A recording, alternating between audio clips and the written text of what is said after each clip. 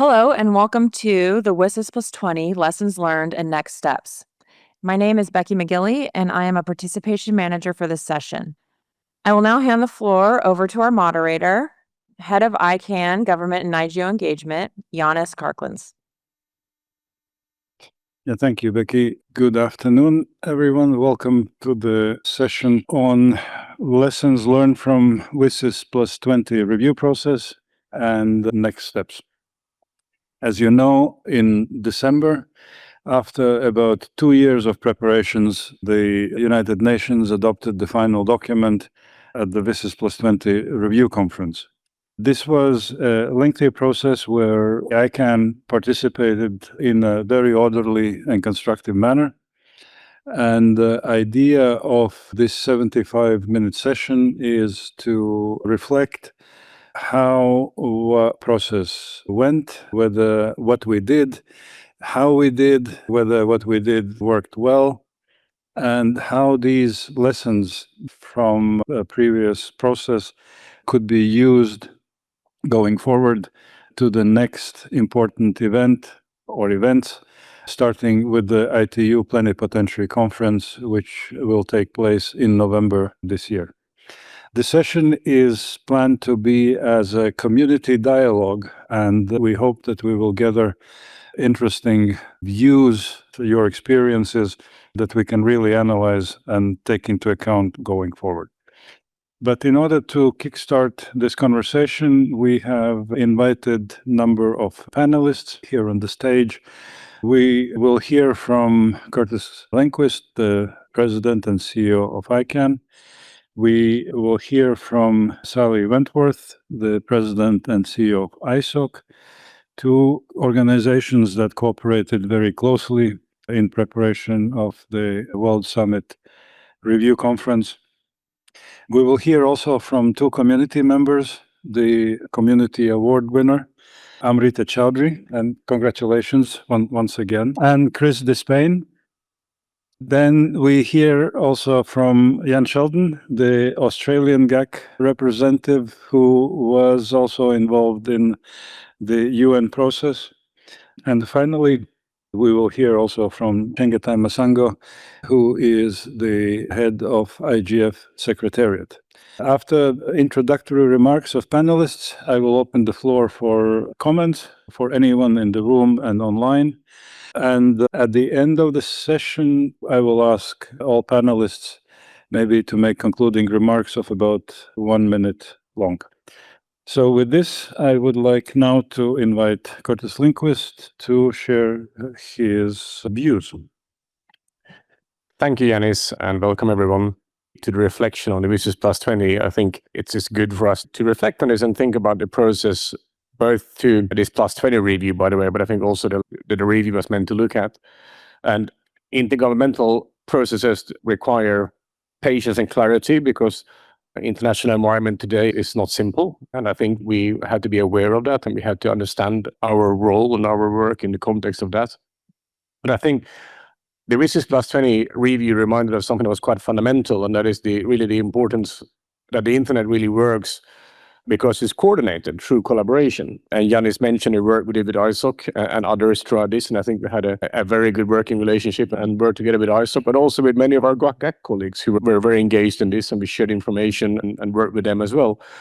And I think this collaboration has been really a key in how we got the outcomes we wanted. That is sort of what we had hoped for. And I think ICANN.org and the board, we treated this as a priority, and we defined very clear channels for the community. We had a discussion group among the SOAC members that met regularly and exchanged views on this. We created the outreach network of community members who shared common interests and also helped align contributions, and the community contributed to this as much as we did. And it was really a good source of information in that way. And I think it also, what we heard back was it ended up helping many of the engaged stakeholders who maybe didn't have the resources to follow all the developments, but through this engagement and sharing, we could really build on each other's knowledge and insights that we gained. And as ICANN also organized some together with ISOC webinars that would really help to generate more feedback and work around this. Again, together with ISOC, we also developed the footprints of the 20 years of the Internet Governance Forum that helped to summarize these papers, and we had the other paper, the IGF we want. And this collaboration really, I think, reflected our experiences and really reinforced that this wasn't just one of us having an opinion, but it was all us together as a community who came together, shared these views. And we also had a lot of direct engagement with actors in the process. We invited the co-facilitators to ICANN 84 in Dublin, who really, one, I should also say that they expressed the gratitude for being able to come, because I think they really felt that they got an engagement they wouldn't have had otherwise. I don't want to speak on their behalf, but I think they mentioned that in New York. And I think also it really created a substantive exchange for them with the community, and the community thereby had a real good opportunity to give feedback and input to this. And this wasn't just about ICANN, by the way. I think this also helped the broader technical community. And I'd like to really thank the co-facilitators for really engaging with the community and really making this an inclusive effort. I think that was very, very, very positive from our point of view. And I think these relationships that came out of this process really tremendously helped shape the outcome. And I think this environment and this collaboration and discussion is something we shouldn't take for granted. We should be nurtured. We should really keep this going, even if WSIS+20 has ended for this time. As Janis said, there was the news cycle started, and I started working on this in the PrepCon phase and led to Tunis. So this phase will always keep going. It's not going to end no matter what we think. So I think keeping that going. And I do think we'll let this become a bit of a lull in the years leading after WSIS+10. And I think we do need to be careful about that. I think we also had these intergovernmental sessions and discussions that many of us organized. And I think that's really, really helpful.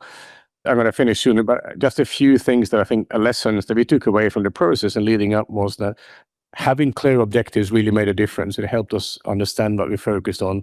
And the discussions around this were very much more informed when we explained how the DNS or how the internet worked. And I think the technical community came together and really did that, but it also underlines how important it is that the technical community can help by providing information, have a seat at the table to provide those insights, to provide that data into the discussions so that governments and other policymakers understand what's at stake and how these decisions will shape the outcomes.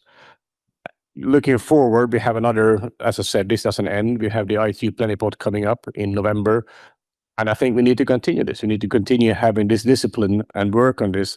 And I think we need to have it beyond November, by the way, as well. And I think ICANN will continue to engage with governments. We keep holding a lot of bilaterals. We'll have them early and proactively and really clarify technical implications of various decisions made.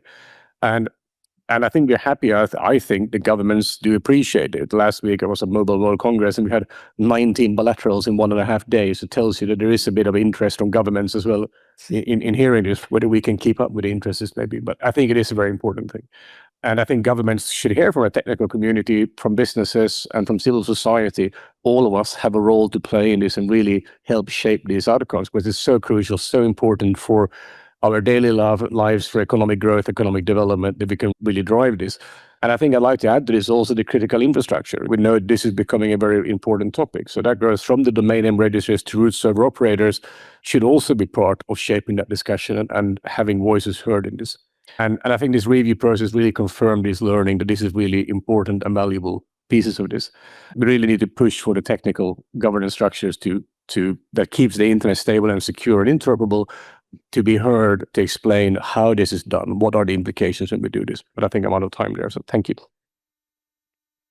So thank you, Kurtis, for your reflections. And now I will invite Sally Wentworth, President and CEO of ISOC. Please, Sally. Thank you very much, Janis, and thank you to ICANN for organizing this session. I agree that it's a good moment to pause and reflect on what lessons we can learn and how we forward apply those as we go into future discussions about internet governance and defend the principles that we think are so important. The Internet Society, of course, has been in these discussions about internet governance and in the World Summit on the Information Society since its earliest days. And we've seen these discussions sort of ebb and flow in the community over the years. And one of the things that I reflect on in this process was the extent to which the internet technical community, and I think many people in this room, were really energized over a sustained period of time to engage with their governments, to engage in their regions, to reach out in New York and to actually have impact. And that's not easy to do. We all have a lot of other topics that we are responsible for, other issues that we care about, but it's really important that we not take this multi-stakeholder consensus for granted.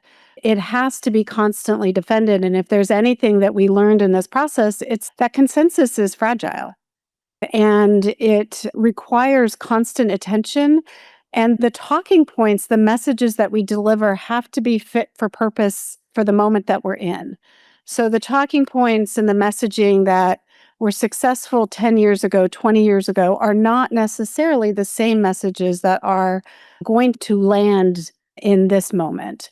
It's not that the principles have changed. They haven't. We all fundamentally believe that an open, secure, trustworthy internet for everyone requires the participation of stakeholders. And it's not just participation, it's engagement, it's the voices in the room that will make the decisions that we collectively make stronger, more resilient, more robust, and better in the better interests of the users around the world.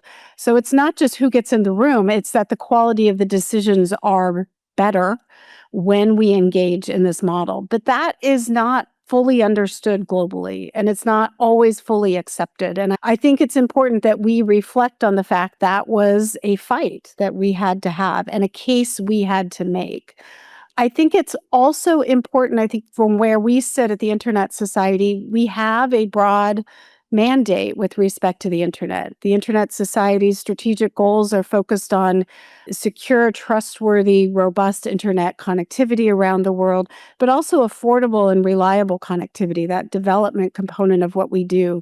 And we have to meet governments where they are and be able to demonstrate that this model actually solves the challenges that they're facing. And yes, we in the technical community, we rely on the multi-stakeholder model for our decisions, but we also believe that connectivity is going to reach the hardest to reach communities when stakeholders come together to solve those hard problems. The internet experience is going to be safer and more secure if stakeholders put their heads together, the technical community, the policy community, civil society, and others to actually craft robust solutions that are sustainable and resilient over the long run. One of the things that impressed me in the run-up to this meeting was the real collaborative nature, the collaborative spirit that I felt across the internet community, with governments, with colleagues across the different stakeholder groups, that this was worth engaging in, this was worth working together. There was enough to do that we needed lots of different groups involved. I can say from the Internet Society, and I see Drew here, the IETF and the Internet Architecture Board engaged because they knew what was at stake for the work that they did. The TCCM emerged, another group that saw that this was a process, that something was at stake, that they wanted to participate. The Sounding Board, all these different groups, the groups that ICANN set up, created spaces for people to learn about what was involved, take those messages back into their home countries and try to deliver those messages in a way that was meaningful in their local environment.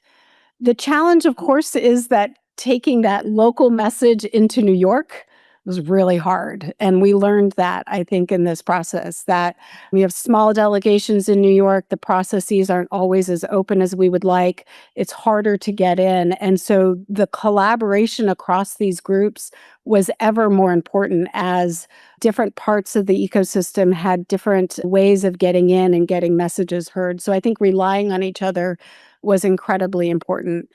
And I also do want to call out the UN Secretariat and the co-facilitators. They really did work hard, I think, to engage stakeholders. And the UN system isn't always set up that way and is not always as inclusive as I think we are used to and that we would like.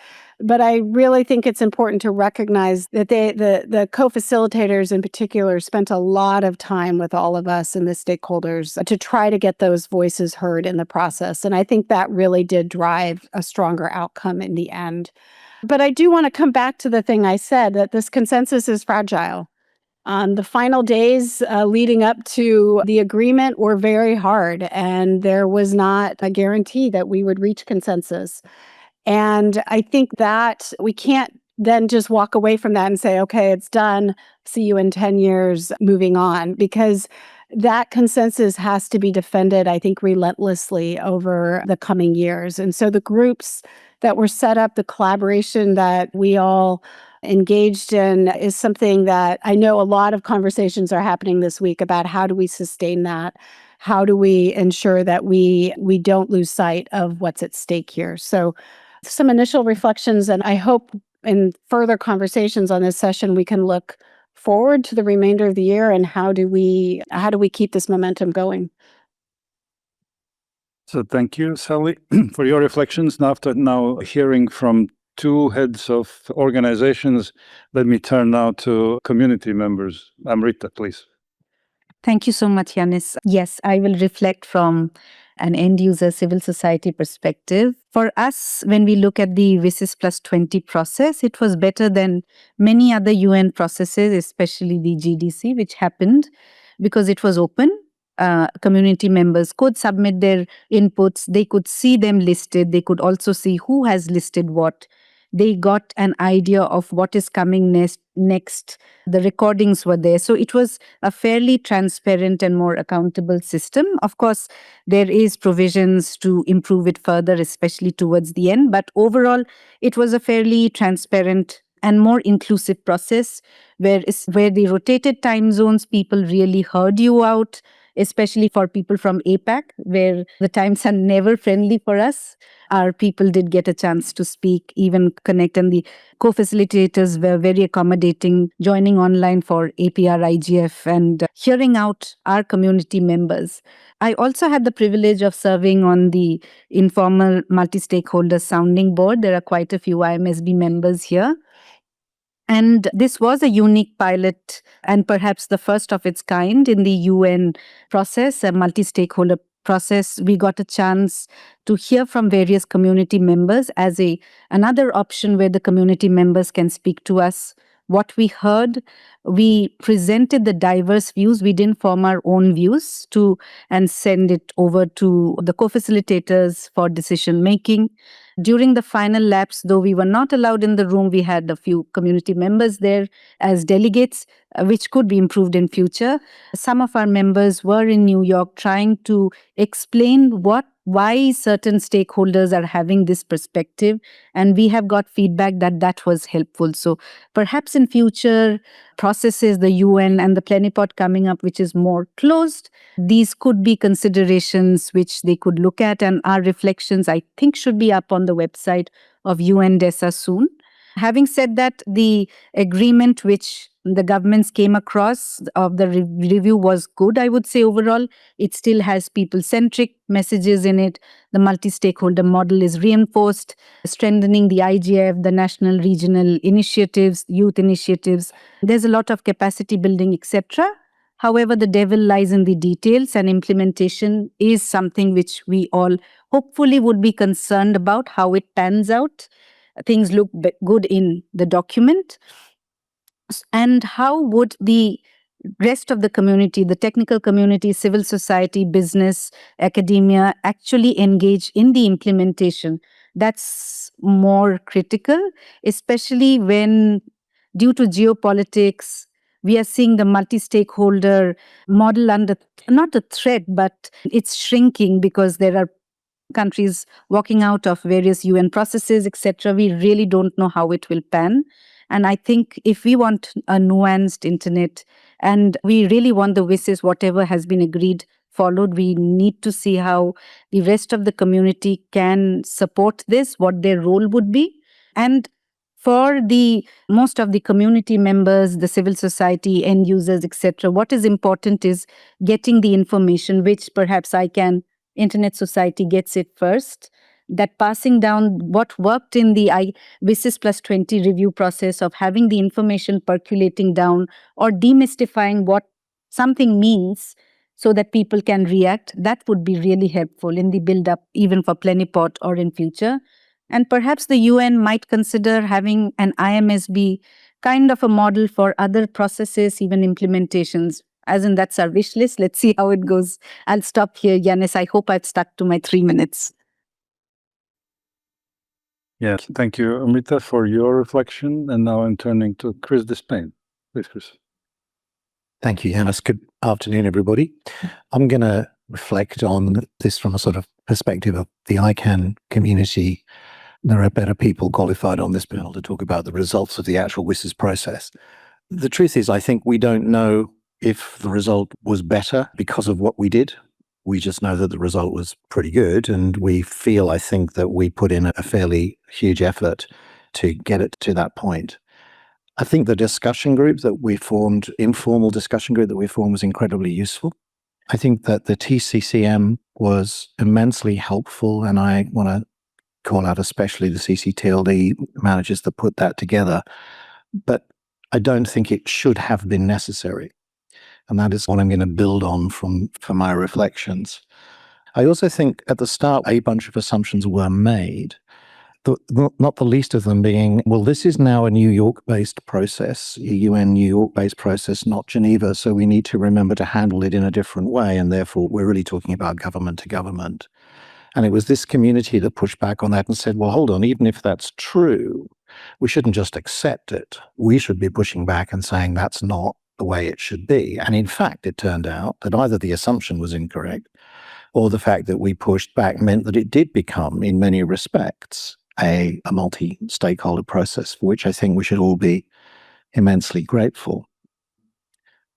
The key point, and both Sally and Kurtis have said this, is it's not over. We now have a permanent IGF, which is marvelous, but we will have continuing work in WSIS. Will doubtless be a WSIS plus whatever, 25, 30, etc. And I think that ICANN needs to have a clear strategy on what to do now after the results. Sometimes it feels as if we get through a piece, we've got through this piece now, and then we kind of let it go until we need to get through it again. And I don't want to see that happen. I want us to have a clear strategy on how we're going to interact with an ongoing and now permanent IGF. It is not bad. Is ICANN just going to turn up and do its usual welcome to ICANN session for all the new people and so on? Or is it going to have a different strategy that deals with helping the rest of the community to put on sessions and so on and so forth? I lived through the board's decision-making process to become an ITU sector member. In fact, I think that decision-making process took almost all of the 9 years that I was on the board for. And at the end of the day, we decided that we would become an ITU sector member, D, I think. And that's great, but I don't know what's happened since, and I don't know what ICANN's been doing in the ITU, and I'm not saying I necessarily want to read reams of documentation about it, but it would be good, I think, for the community and org to talk about how ICANN interrelates with the ITU and so on. My final point would simply be, I think that bilaterals are great and obviously incredibly important. And my question for us to consider would be, how do we approach those? Are we listening to input from individual governments, or are we communicating? And if so, what is our messaging and what's the strategy for delivering those messages on an ongoing basis? So I think all of that wrapped up in a sort of sentence at the end is just an acknowledgement that this is an ongoing thing, and we really do need to have a very clear strategy that gets looked at on an ongoing basis and adjusted as and when necessary, rather than merely reacting to events. Thank you. So thank you very much, Chris, also for your suggestions going forward. Now let me turn to Sheldon and gather some government perspective from the process and what lessons can we draw from that. Thank you. Jan, please. Thank you, Janis. It's my pleasure to be here, and thank you for inviting me to be part of this fantastic panel. My name's Sheldon. I'm the Australian GAC representative, but I'm really appearing here in my capacity as the Director of Internet Governance within the Australian government. My team led Australia's negotiations through the WSIS process, and I had the pleasure of being locked in a room in New York in the basement of the UN building in December, hashing out the final stages of this WSIS negotiation. I'll comment predominantly on process. I think you've heard from a number of speakers today, including during the opening plenary, on some of the substantive outcomes from the process. But for me, I think the last 18 months are worth taking a closer look at. and how this community and other multi-stakeholder communities engaged with it. As others have said, I think we were very lucky in having COFACs who were genuinely open and interested to learn more about this multi-stakeholder internet governance model. Their genuine interest and curiosity really helped open some of those doors and provide opportunities for this community to come and better educate them on the governance of the internet. You may recall they attended the Dublin meeting last year, and I think that was pivotal in helping show the COFACs what multi-stakeholder systems in process look like. And so I think this community's engagement with the COFACs at that meeting was vitally important in helping shape the future outcome of this negotiation. Similarly, I think initiatives like the informal multi-stakeholder sounding board were also critical in providing the COFACs with that de-risking mechanism of space for them to come bring their questions, talk to them about, well, what do you think the community might think about certain things, how they might want to navigate certain touchy issues, and who they might want to get further advice from. And building off of that, the Australian delegation was incredibly lucky to have Jen Chung on our delegation in New York in December to really act as a bridge between the rest of the IMSB, other parts of the technical community with us in the room, because as Amrita mentioned, the doors were closed and many of those final stage negotiations weren't broadcast and weren't open to the rest of the community. I did want to take a little bit of time reflecting on Australia's process as well. As an Australian government, we learnt a lot of things about how to better prepare for these UN negotiations. We took a bit of a risk and put down a lot of ideas in a non-paper. We knew that historically, a lot of the long-held negotiations on the internet had been largely defensive. We'd been using a lot of the same tried and true defensive points for a long time, and we'd been getting clear signals that we needed to go a little bit further, bring a proactive narrative to the negotiation, put something new on the table. Not all of those ideas stuck, but they really helped shape the landscape. And the process that sat behind the drafting of that paper was multi-stakeholder in nature. When we came to these meetings, we tried to suck in as many ideas from ICANN and other parts of the community and put everything on the table. And so I think if there's ever an opportunity for this community to put out similar thought pieces, to be proactive, to clearly articulate some of those ideas and how they might be embedded into the process, I'd very much encourage you to do so, and then give those ideas to other government delegations who'd be happy to take them into negotiations and help lead that positive narrative as well. There was a lot of value in the Australian government taking some time to explain what UN processes would like as well. It was very apparent to me that there was quite a gap between perception of what a UN negotiation looks like and the reality on the ground.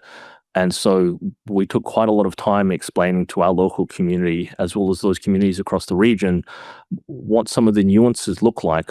What's the culture of the UN? How do these negotiations flow and play out? And they really helped prepare our community to give us advice that was timely and useful.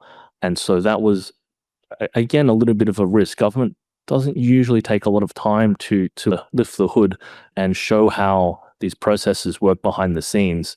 And so we tried to do that as much as we could to really show those who are less familiar with the UN what those trades look like and what the culture of these negotiations looked like.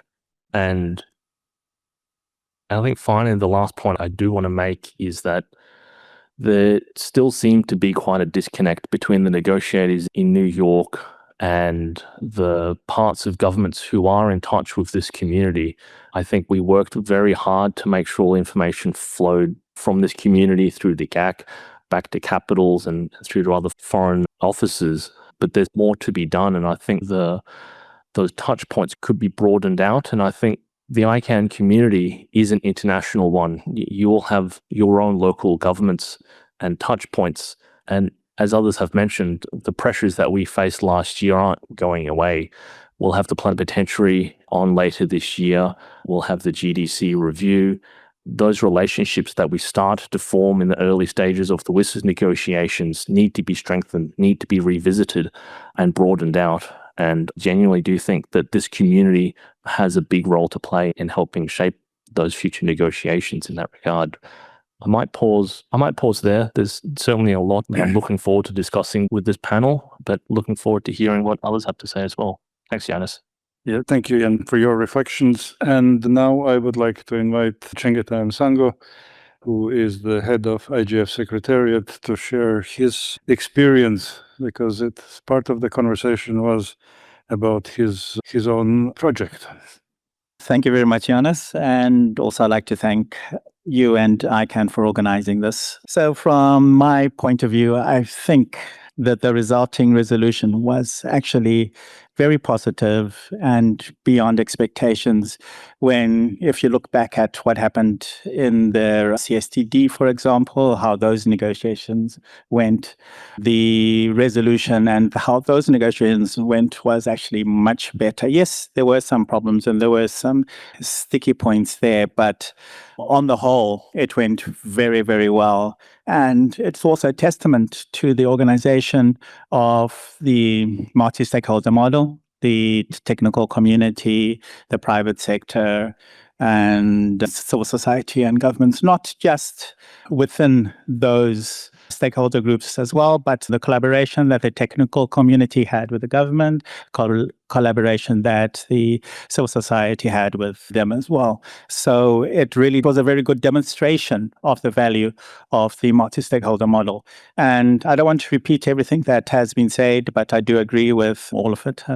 But yes, the sounding board as well was a very good thing that did happen and brought in the multi-stakeholder voice, because I was expecting that from basically July or August, it would be totally closed to governments, and also the willingness for governments to put in people who may not necessarily be their own citizens on their delegations was also a very good demonstration of that. In the CSTD, there was a vote, and I think in most of the other resolutions, a vote was always called for. For the WSIS+20 resolution, there was no vote. It was adopted by consensus, so that was a very big plus, and a lot of people did comment on that. And the COFACs have to be commended, because if we did not have such open-minded, ready to embrace different viewpoints and ready to listen to other people, we wouldn't have had the WSIS+20 process as it was. So they really do have to be commended for that. And now, we've been talking about how the process went. I would also like to talk about what's going on for this year. As Chris said, it's not over yet. It's an ongoing process. Yes, we did have a good outcome, and we did surmount a very big hurdle. The IGF is now permanent. And with that permanency, we have to look at how can we best reorganize, rethink ourselves for the future.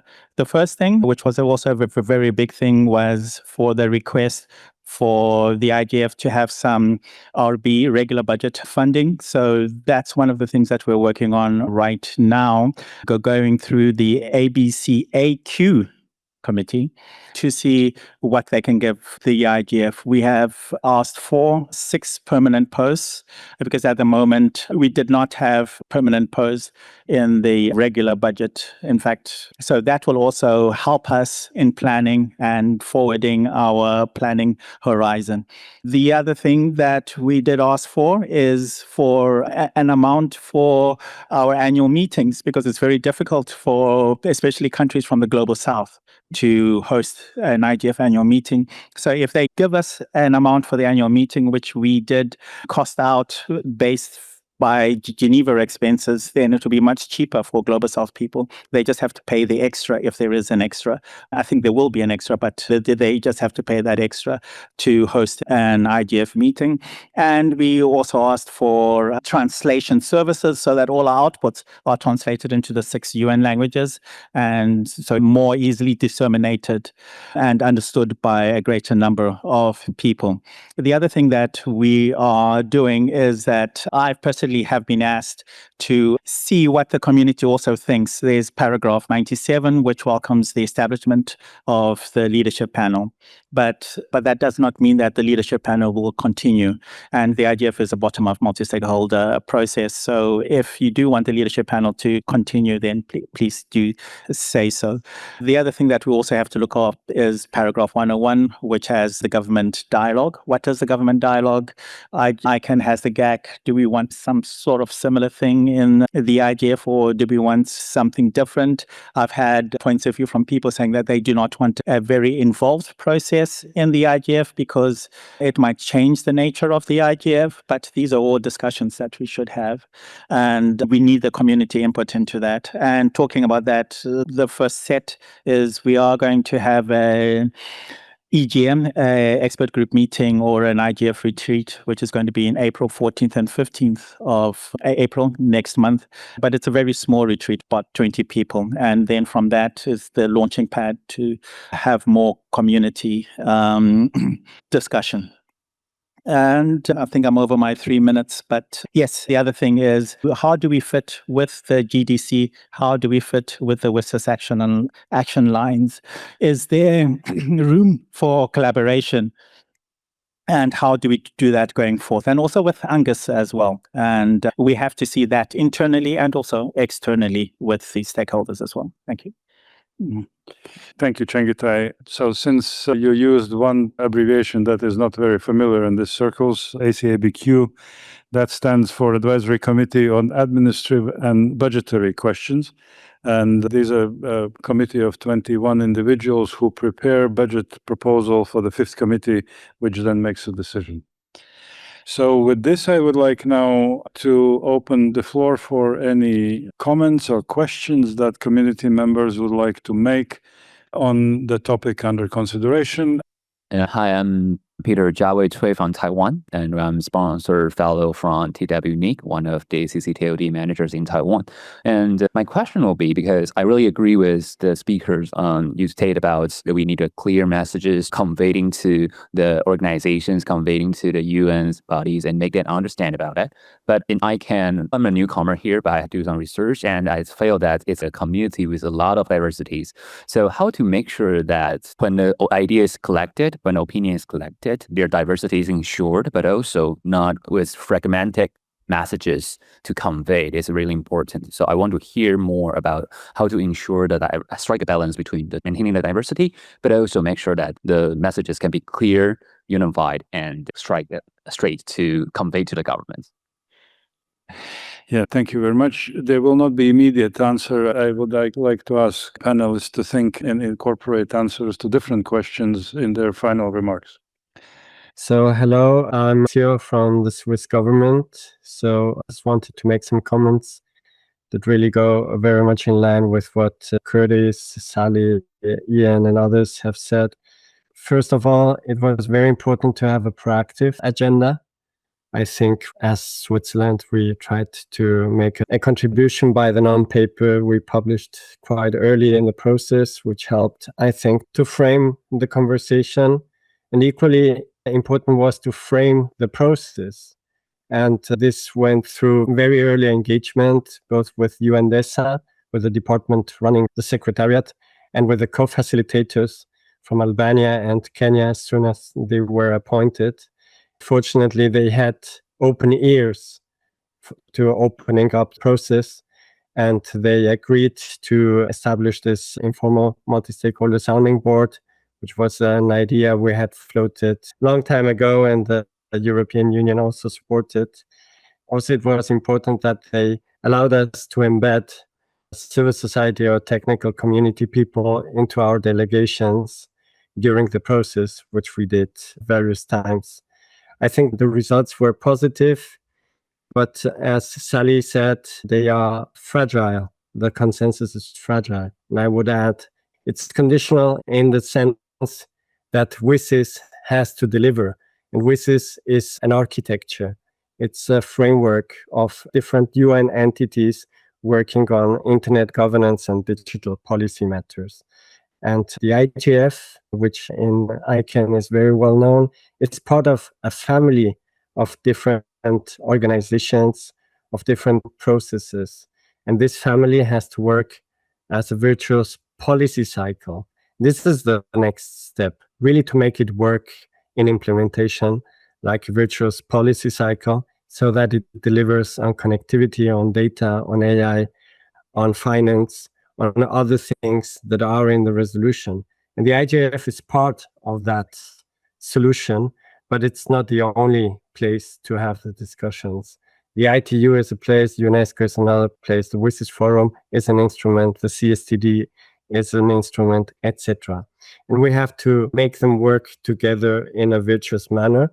And I think ICANN, and I commend you, Kurtis, and your people on the role you have had during the process. You have to continue to be very proactive in the implementation, helping the UN system, the WSIS architecture to deliver.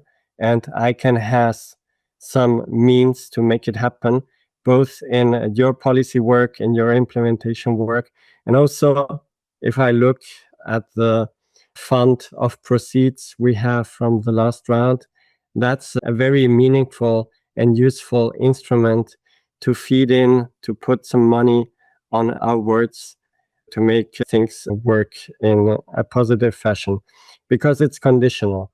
The deal with many of our G77 colleagues was you accept the consensus, you accept a system where the multi-stakeholder approach is not only in the IGF, it's in many other places, under the condition that this framework really delivers on your needs, on the needs of the global majority of the global south. So I think we have to walk the talk of what is in WSIS+20 in the final document, not wait another 10 years to have another fight on the text, because if we don't deliver during this 10 years, we will have a very difficult stance then.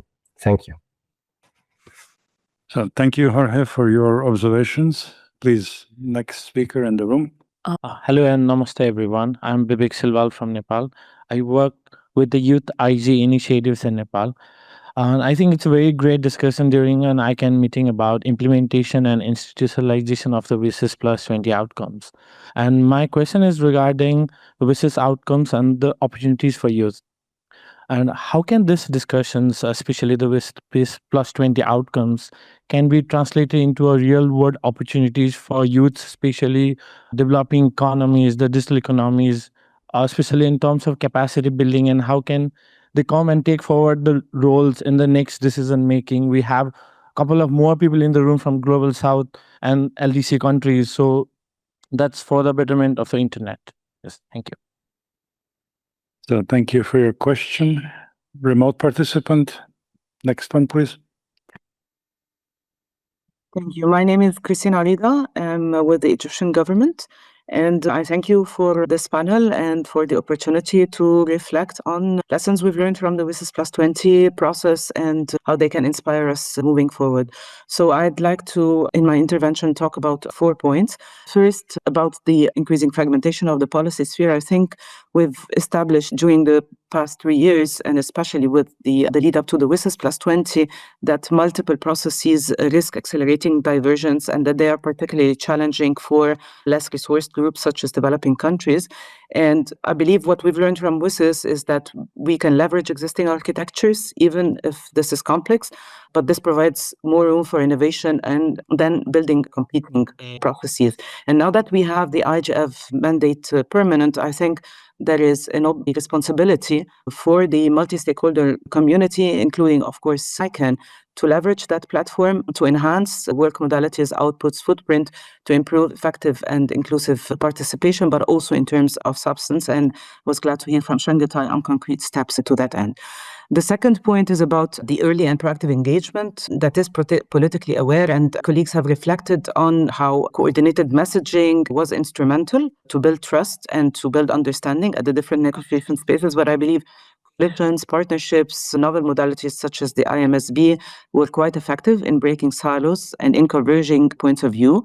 A lesson for the future is that maybe as a technical community, as a multi-stakeholder community, we should not be merely amplifying the narratives or protecting them as an abstract principle. Maybe we've done that too long.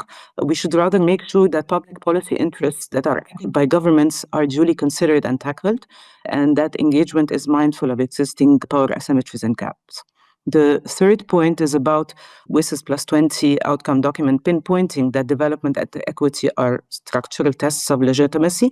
What does this mean for ICANN going forward? We should ask ourselves questions like, are economic and policy architectures reproducing structural inequities or mitigating them? Are new policies development sensitive? Are global South communities meaningful, empowered? And to that end, continue to support effective engagement of missing voices and underrepresented regions and groups. And the last point is about the erosion, maybe if I can call it, of the technical policy boundary. In the context of ICANN, this means that the narrow technical mandate approach may not be sufficient enough. TNS policy decisions are generating real geopolitical consequences, increasingly intersecting with topics that are very important for governments like cybersecurity, disinformation, trade policies, etc.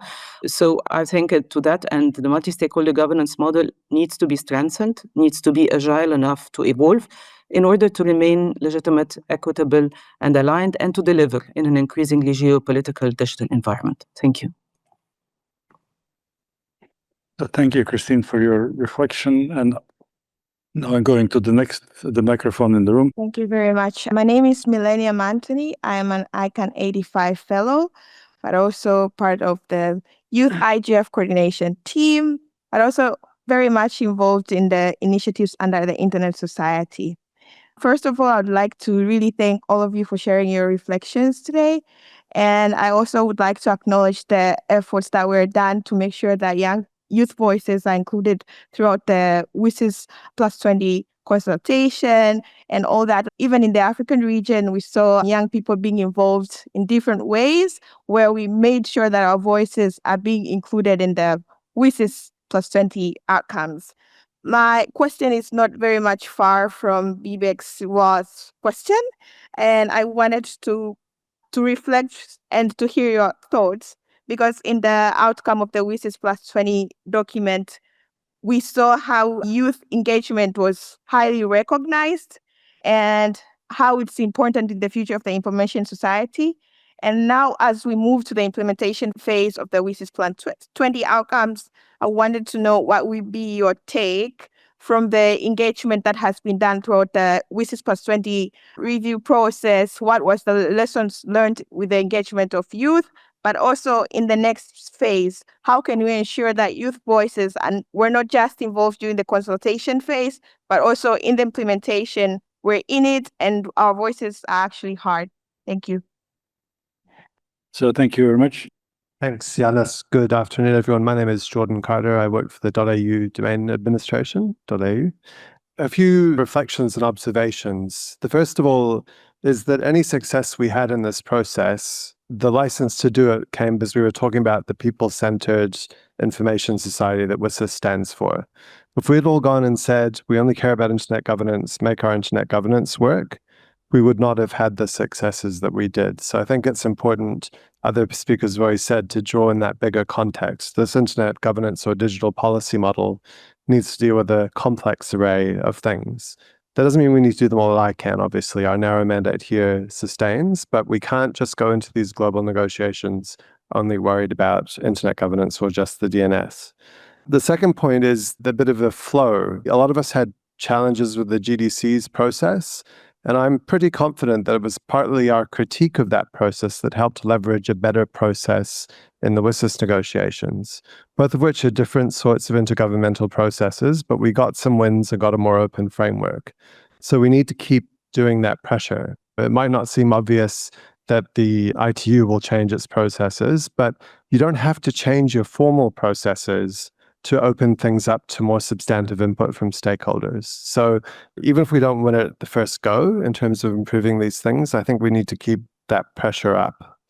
That just tells us that in whatever our stakeholder roles of interest here, we do have to devote a bit of time and energy to sustaining this governance system. We can't just work on the topics of interest. Nor should we just work on the system. We have to be working within the system to advance the set of issues that we all care about. Coalitions were really important in this. And a lot of people use the metaphor of a choir or a chorus. We didn't all have to have exactly the same talking points, but we all were pushing in the same direction. And I think there were lots of strengths to that. Coalitions also let you do less work yourself because you're working together. So that was part of the founding idea behind the Technical Community Coalition for Multi-Stakeholderism. Lots of small registries. None of us could by ourselves do the analysis or the advocacy that was needed to help hold a voice in this process. But that working together really amplified any investments that we could make. So shout out for coalitions. ICANN and ISOC, as this goes on, are probably the best funded, best resourced public interest agencies. They aren't simply businesses. And so I think there's a special responsibility on ISOC and ICANN to facilitate, support that process. I think that got better as this two-tango process of GDC and WSIS happened. I hope it keeps getting better as we move into the plenipotentiary and beyond. And I'm hopeful there are positive signs of that from both of you, so thank you. Making the IGF a success, since we got the permanent mandate, is super important. I don't have fully formed thoughts about the future of the leadership panel or the government track, but just particularly on the government track, part of the joy and terror of this process is that as a senior decision maker, you might come into contact with a community participant who is not the sort of person you would ever meet. And we have to foster that cross-sector dialogue as well as creating spaces that are welcoming enough to people like government officials to get them in the door. Don't know exactly what that looks like. Definitely, like the parliamentary track at IGF has massively improved as it's moved to an open door process. But if we're going to build a government track, let's be really careful not to simply create a new silo. Thanks. So thank you, Jordan, for your comments and suggestions. Yes, please go ahead. We don't talk about a government track. Parliament track, and that's it. It's government discourse, government dialogue, etc. Yeah. Okay, thank you. Since we have 12 minutes remaining in the session, I will close the line after now 5 speakers in line. Please try to be as brief as possible. Hello everyone, Namaste. I'm Ashirwad Tripathi from Nepal. I'm also Vice Chair of APR-IGF. So this year we had this working group within APR-IGF, WSIS+20 working group, where we took input from the community and did submit our submissions to the co-facilitators. Their excellencies, co-facilitators were really very good in terms of taking our input and making sure that our voices were heard. So IGF being permanent is a win for us, but our concern is on implementations. How do we take this outcomes, the action lines into the community, into the grassroots? That would be one of the challenge I think APAC faces most because we are one of the most diverse regions in the world. Sally said that taking local voices to New York was very hard, but taking the voices, the outcomes from New York to local level is even difficult because most are not even aware about these processes. So how do we tackle that, and how do we take outcome to regional, not just regional, but national and subnational, as well as local level, with local municipal level? I think we need to think about that. And Chengetai, I think UN agencies within that country would be a very good way for that country to implement those action lines with the community. So how is IGF thinking in that line? And finally, IGF, regional IGF, and national IGF needs to be supported. And funds are one of the issues that we face in organizing regional IGFs. So would there be any mechanism or way how we can source a sustainable fund for regional IGFs as well as IGF is permanent? We would want regional IGFs also to be permanent, independent and sustainable. Thank you. Thank you for your questions. Please. Dana Kramer, Toronto Metropolitan University, and also coordinator of the Canada Youth Internet Governance Forum. It's not a question, but a comment. One of the happy outputs from WSIS+20 included recognizing youth as a distinct stakeholder group. This was advocated for youth across regions with coordinated efforts by Net Mission in the Asia Pacific and WSIS Youth Caucus, which was cross-regional. However, in the context of today's session, it's rather disappointing to see that this panel did not bring in any youth to its fold to speak about this widening of bottom-up stakeholder development and meta participation. And I hope in the future on topics like these that all stakeholder groups are considered in panel development. Thank you. Thank you for comment. I would say critic accepted, even though all of us, we feel young in our souls. Please. Thank you so much. I'm Ahita Gangavarpu. I'm the coordinator of Youth IGF India, but I'm also a former NextGen and NextGen ambassador. And I'm currently working in the space of cybersecurity. So my question is on the lines of the broader discussion during WSIS and internet governance. And throughout the entire consultation process, we saw a lot of focus on the issues of online abuse, infrastructure security, and building trust in the ICTs overall. And even within the youth network, especially through Youth IGF India, we've been seeing this being a pressing and consistent area of discussion since the beginning. Yet many of these initiatives still operate in silos across different institutions and communities.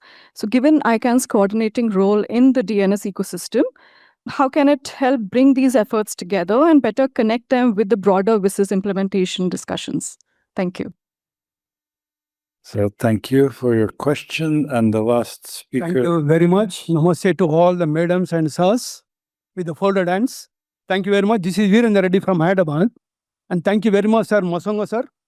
Been pleasure to be in the midst of you. And also at the very outset, I congratulate the ICANN. And I wish all the madams across on the days and also across this hall, the International World Women's Day to all of you. And my question to you, this one. We are discussing about the one we have learned much the technology and what next. That is a question that put forward everyone to be discussed. With this one, only few lines I will give you, sir.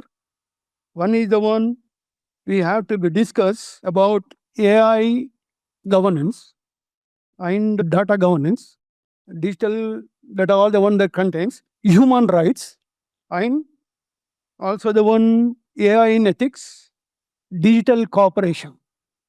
And also the one across the globe, we are using the latest tools like robotics and AI, forgetting about the one divine spiritual intelligence, natural intelligence, human intelligence, and we are being that much we are using the hottest cake like this one, AI, artificial intelligence everywhere. But even then, sir, my only the one submission to you, the request is this one, how in this kind of a situation across the globe, the competitive world, AI can be the one effectively will give the answers, or we need to be discussed in an effective manner where cannot have the one errors. I want error-free in spite of all these using the one the digital technology tools. And also the one technology tools I mean to say, like an artificial intelligence and robotics. Thank you very much. So thank you for your questions. So now we have remaining 6 minutes. We're exactly 6 panelists here, and I will turn to, in the same way as we started. So Kurtis, with you, if you would like to make concluding remarks, reminders on the questions, that was about how to maintain coherence of messaging of the community, how we could increase youth participation and youth prospects in light of decisions, how we can support regional IGFs. So these are questions I noted in my notes. Please, Kurtis. Thank you, Janis. By the way, I want to second Janis. I think the criticism taken about the lack of youth representation, I do think it's fantastic at a lot of these events, both IGF and here, how much youth representation there actually is, and I should say how much interest in this there is, because this panel has been around for 20 years, if not longer, and I'm actually quite happy that we will see that there are others coming behind us who are interested in picking this up. We are part of the solution. I don't think we're the only solution to bringing youth and the regional IGF supported. We as ICANN do give support to regional and national IGFs, as I believe ISOC does as well. We can't fund all of it, but we do support it. And I do think that how do we broaden the participation, or I should say, how do we continue to have the broad participation, is a crucial topic that we should have together with the community to discuss. How do we bring this? IGF is much broader than just ICANN and ISOC, by the way, and I think we need to have that diversity of voices. And I think that goes back to the first question we had about how do we ensure both diversified voices and coordinated voices. And I think there, it goes to what we heard is that many voices aiming towards the same direction, or at least having the support in the same outcomes, is actually going to be as powerful as just one. And I think in this case, we really had that. Chris talked about how can we make some of this more coordinated and more transparent, and I think we should do that. And I think that the process evolved over time as well. I don't think where we started the WSIS process 3-4 years ago is not where we ended in December. And I think where we are today, me and Sally coordinate very closely on a lot of the work that we do, and we share a lot of the opinions on how we do this, and we exchange ideas. Our mandate as ICANN is much more narrow, as Jordan mentioned. Our mandate is much narrower. ISOC is broader. But I still want to come back to the other point that was raised about these topics, and internet governance is becoming interweaved not just with trade policies and industrial policy and other topics, but also about security resilience, but also geopolitics. And I think we have to understand that, we have to deal with that, and we have to navigate all that together. And I think that's a lot of the work we have to do, and we do cooperate that. I think we do need to work more on that, continue to work on that. I think this was so successful at the end, is that we did have that coordination, we could work on that strengthening. So I hope we can continue that, and maybe we can build on that. So thank you. Sally? Thank you. I wanted to align with Jorge's message earlier that the WSIS has to deliver. The best way to preserve or defend and grow the consensus around the multi-stakeholder model is to deliver, to show that this model can deliver on the problems, the challenges, the opportunities that were highlighted by stakeholders in the WSIS. And I think for the technical community, we need to demonstrate that we not only care about internet governance and the multi-stakeholder model in order to protect the processes that we manage or participate in and care about, but we also need to show that that model will deliver on a range of issues that stakeholders have told us they care about. We heard here about cybersecurity, digital development, digital inclusion, and many more topics. And I think, yes, we care about the internet governance frameworks, but we also need to show that these frameworks deliver for an internet that is inclusive and safe and secure for everyone. There was an important question as well about how do we ensure that diverse voices are heard. This is critical, and what we spoke about over the last several moments is the ways in which diverse voices were included in the WSIS negotiations over the last 12 to 18 months, and the lessons that we learned from GDC where that wasn't possible. With respect to the IGF, the Internet Society has been a long-standing participant in the IGF and donor to the global IGF, as well as the national and regional IGFs. Last year, I think the estimate was that we gave about $500,000 in 2025 to this IGF ecosystem, because we believe that those local voices need to be included in the process. Voices of youth, voices of marginalized communities, and we believe that the internet grows from the bottom up. And so that's where we've chosen to devote our resources, because we believe that the model, both the national and regional IGFs as well as the global IGF, provide a space for us to demonstrate how the internet governance model and the multi-stakeholder ecosystem is delivering results for end users that matter. The last thing I'd say is we look forward to the WSIS implementation and the frameworks that come forward as a result of the WSIS+20. It's important that we continue to build on the lessons that we just spoke about, the importance of inclusion, the importance of transparency. I am worried, frankly, that the complexity that comes out of WSIS in terms of the different groups that are stood up and the processes that are stood up, there is a tendency to go back to a closed model. And that closed model makes it difficult for everybody to participate. Even organizations like ours struggle to keep track of the various groups, the various rooms where decisions are being discussed. And it feels some days that you learn about them on a daily basis, that there's a new group that's been stood up to address a portion of the WSIS framework. So I think something for us to really fight for as a community is openness and transparency and inclusion to drive the results that we all care about. The last thing I'll say is that from the Internet Society's point of view, this is a priority for us. The strength of the internet ecosystem, we will continue to prioritize that as part of our strategy and our resourcing. The partnerships with ICANN, with other members of the internet community are incredibly important to how we do this work. And so you should expect to see that continue and hopefully grow. And we really do welcome feedback from the community on what more we can do. Where we have information that's useful to share, we want to do that. And I know our team thinks that's very important. So we're here for it, and we're here for the long run on these topics. I know alongside ICANN, as Kurtis said, we collaborate closely, and that'll continue this year and beyond. Yeah, thank you, Sally. I would like to ask indulgence of our interpreters and scribes. We will overshoot a little bit, maybe 5 minutes, because I still want to go floor to other panelists for the brief concluding remarks. Amrita, please. Thank you, Janis. I will not repeat what Sally or Kurtis mentioned, or even Jordan mentioned, or Jorge, plus one to that.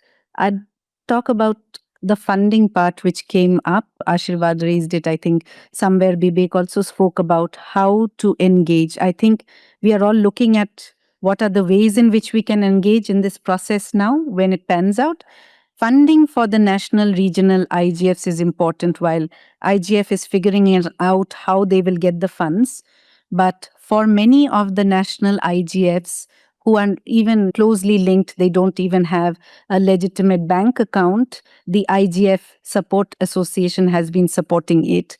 And we look forward to the technical community, ICANN, Internet Society, and others to support us, even the CCTLDs or others, because we give funds to these NRIs who don't even have a bank account, who IGF cannot fund because of certain protocols which you have, legitimacy, etc.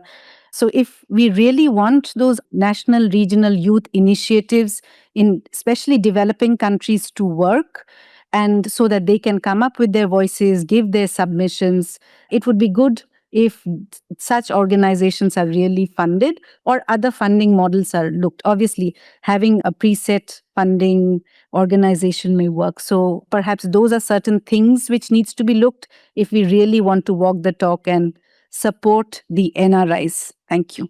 Thank you very much. Chris, please. Two things. On collecting information internally in ICANN, what we need really is to come up with a mechanism to do that. There used to be, and I'm fairly sure it doesn't exist anymore, but there used to be a sort of cross-community working group on internet governance issues, and we should probably consider putting that back into existence. On the onslaught of youth, which I appreciate, ICANN's mission, it obviously involves it going to IGFs and working in respect to the DNS and delivering all sorts of things. But the overarching one world, one internet implies something slightly wider than that. And I don't see any reason why ICANN and ISOC for that matter, although I think ISOC is more inclined to do it as part of its natural bent, can't act as a facilitator or a convener to help youth organizations, as an example, get to things like the IGF, even if they're not necessarily focused on specific DNS matters. Thanks. Thank you. Jan, please. Thanks, Janis. A couple of things I'd like to say in closing. I think that continues to be a role for pure technical advice as the conversations grow more complex and the digital ecosystem becomes more intertwined. The advice that you provide to governments on the operation of the internet shouldn't be an opinion. It's advice. It's straight bat. There should be no spin. And that's one of the most valuable things that you can provide as we navigate this conversation. It's not up for debate. It works in this fashion. And a lot of governments don't have an appreciation of all of that complexity. So I think to the first point, how do you balance various opinions? That there should be no opinion about the technical management of the internet. It works in a certain way, and that consistency in messaging needs to be amplified across this entire community. As you move into other digital spaces like AI and emerging tech, things get a little bit more complicated. But the strengths of this community is the operation of the internet, and that narrative needs to be crystal clear. So I think when you talk to your government agencies, bear that clarity of communication in mind. I do think this community has and will continue to deliver on a lot of those promises. I do think there are challenges in awareness and selling those opportunities. I think there's a lot of things like the Coalition for Digital Africa is a fantastic initiative that I think a lot more government representatives would love to hear a lot more about, because it shows this model in action. It is delivering tangible connectivity to a continent. So I think, again, if there's opportunity to raise a little bit more awareness around what has been done and what more could be done in a similar vein, I think that'll help us get through the next couple of negotiations as well. And finally, I'm hearing a recurring question about how do I get involved? Here at ICANN, talk to your GAC members. They're here. They've come a long way to talk about these issues. They did to the rest of their organization. Reach out to them. And if you don't know your local GAC, come talk to the leadership. We can help you get in touch. They're your best way to get involved with government decision making. And if they're here, they're not going to run off. You've got a captive audience. The GAC don't really leave the GAC room, so you really know where to find them. And there's a lot of opportunity to be had with the people already at this meeting. Thanks. Thank you. Chengetai, maybe very briefly. I'll be very brief. Just to answer the question about local UN agencies, involving local UN agencies with the IGF, we have a very good relationship with the UN Residence Coordinator system. So we do cooperate with them, and also the regional commissions such as ESQA. We cooperate with them as well. So if you are in a country and there's an RC, you can just contact us and we can set up that. The other thing about youth capacity building and funding of youth, yes, we do cooperate quite strongly with ICANN, with GIZ as well for youth. And one of the things that I think Amrita mentioned is that we cannot give money to youth programs or to NRIs who do not have a bank account, who are not incorporated. We cannot give money to an individual's bank account because we've had instances where that individual disappears. So we need that accountability. And the last thing about the involvement of youth, yes, this is something that we've been thinking about for a very long time. And it's not just enough to say that you must have a youth member on the panel, because then the panels will be 10 people on the panel, but youth who are involved in that topic that are being talked about. And one thing that you can do is that at the IGF website, we do have a resource persons page. So youth can come in, fill in that, say, I'm a youth, and I am knowledgeable in this topic and that issue. And then we can go there and pick somebody, and that makes it much, much easier for us. We have to work together. And if you have any other suggestions, we're quite willing to incorporate them as well, but not just putting a youth there just for the sake of having a youth on the panel. So thank you very much. With this, since now I am standing between participants and the coffee break, I will not draw any conclusions. I will only say thank you very much to all panelists for their thoughts and contributions, those who participated in the conversation, as well as those who listened. And with these words, I would like to close this session and hope that we will thank panelists by a round of applause.